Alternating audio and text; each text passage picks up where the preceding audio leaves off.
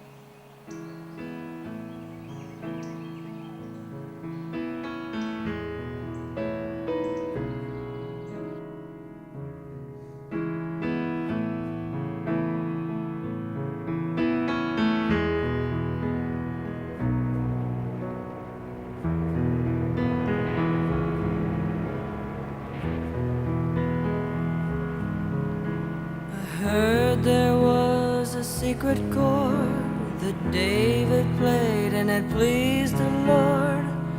You don't really care for music, do ya? Well, it goes like this: the fourth, the fifth, the minor fall, the major lift, the baffled king composing hallelujah, hallelujah. Hallelujah, hallelujah, hallelujah.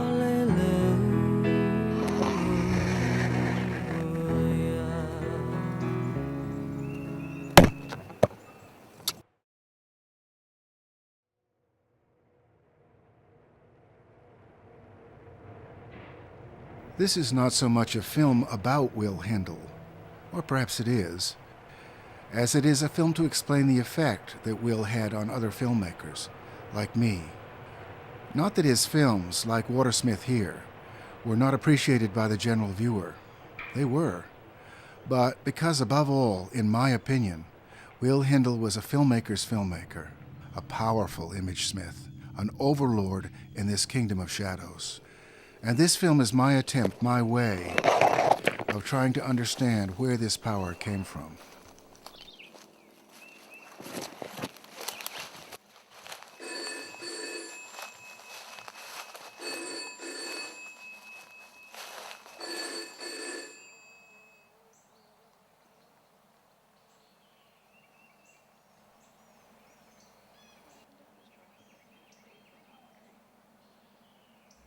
I was living with a married woman during this time, and it was my mother.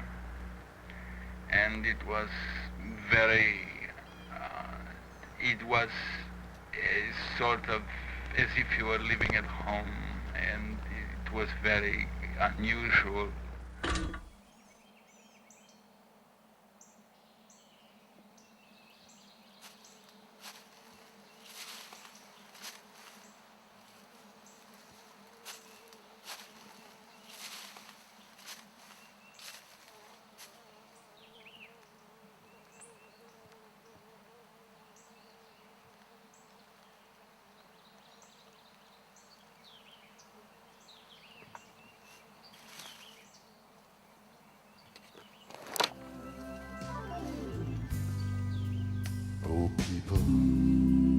I've been here before, I know this room, and I've walked this floor.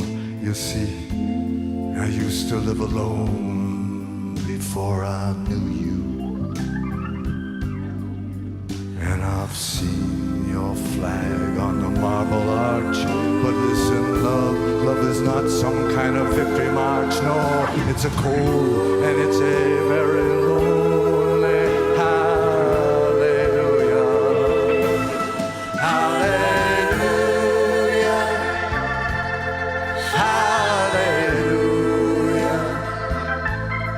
Hallelujah.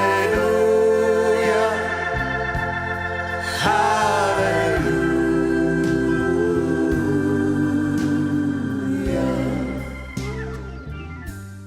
I was a would-be filmmaker in graduate school in 1968 when Will Hindle burst into our world like an exploding shell. You are not with your people, and you are alone in the world, alone in the world. In those remote and pre-digital times, we devoured our films in coffee houses or in alternative art spaces.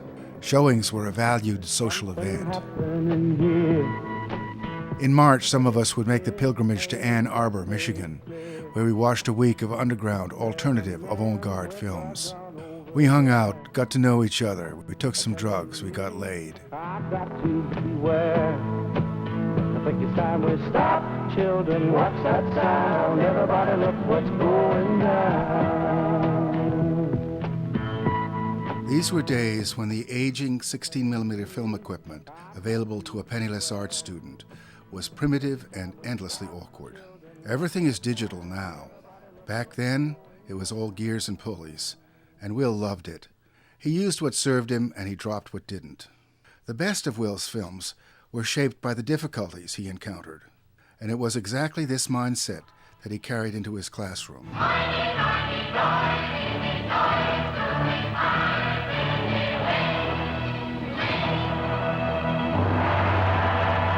And so it was at Ann Arbor in 1968 that Will won the top prize in that prestigious festival with his film Chinese Firedrill. He was the main actor, and the film was really about the inside of his head. The images were original to him. He built his own sets and he did his own photography. The quality and beauty of these images was just stunning. Yet the narration, again by Will himself, seemed to be about madness. We lived for quite a while away from the home and with 4 aunts. But no one knew much about Will. We did know that he lived in San Francisco, in a loft, which he rarely came out of when he was working, and he seemed to be always working. But when he was a child, Will lived in Los Angeles with his mother. Hollywood was, of course, close at hand, and his mother was an aspiring actress. She had the furs, and the man, and the car, but she never made it big. But in the late 1930s, there was a booming industry in child stars, and in the mothers who made them. There were the Our Gang comedies, and there were the child stars who gripped the tender heart of the public and made millions doing it. So, if a young mother could not be an actress herself, perhaps she could be the mother of a star. There are hundreds of photographs of Will as a child actor from the box in the closet at the end of the hall. And there are a few letters and contracts which show that he had some success. But there was no real breakthrough, and after a while, that parade went by. Because his mother was volatile and an actress, it is certain that Will got to see the seamy side of Hollywood. In due course, he graduated high school and left L.A. for Stanford. In his later life, Will would utterly scorn Hollywood. He thought of the movie industry as a great beast, driven by profit and destroying the creative souls of its workers. He believed to the depth of his soul that art motivated by profit could not be great art, or perhaps not art at all. He thought the fantasies foisted on young people by Hollywood movies were absurd. He pitied the Hollywood types, whose minds and bodies would, to his thinking, become distorted in their quest for fame.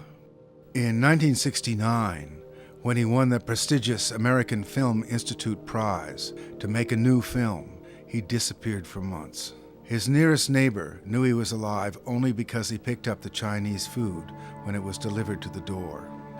When he emerged, he held his magnificent WATERSMITH, a masterpiece among masterpieces.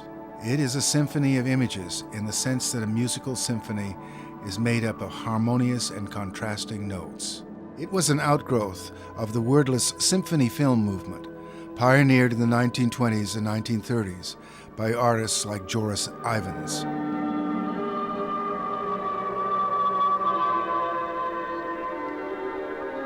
With WATERSMITH, Will became a popular guest at museums and galleries as an acknowledged master of his medium. WATERSMITH was shot in the foothills of California. It is an exotic, sensuous celebration of light, water, and movement. A sunny West Coast film. Will's friends thought he would live in San Francisco for the rest of his life. It was not to be. Among the debris in the studio in Alabama, there is what may be his first complete film. It feels like a practice film, perhaps designed to entertain and impress someone he cared about. Perhaps this was the first time he realized he was gay, or perhaps the first time he acted on it. Among the routine grammar of filmmaking's close-ups and long shots, there are signs of a growing mastery of the sense of space. Space in a film. It is, in fact, our earliest opportunity to see what he saw and what he thought worthwhile enough to photograph. Yet, at the height of his success, Will left San Francisco for that small town in Alabama, Blount'sville. When asked to explain, he said it was because San Francisco was too expensive. He said that his taxes in Blount'sville, Alabama, were $32 a year. Perhaps it was because he did not feel part of the hippie scene. The San Francisco he left belonged to the flower children. Those innocents loved Will's work, but he was never one of them. If this was so, he was not the only artist who felt alienated by the atmosphere of San Francisco in those days of love. Sometimes some guy will come up and sit with me and chew my ear off about all his hopes and dreams. Because usually it's just some like broken down hippie pest guy.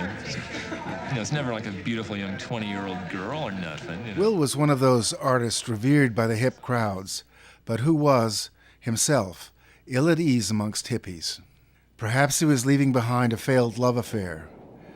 Perhaps it had something to do with his mother. She was elderly now and would herself die not far from Will in an Alabama nursing home. But leave the Bay Area he did, and who really knows why?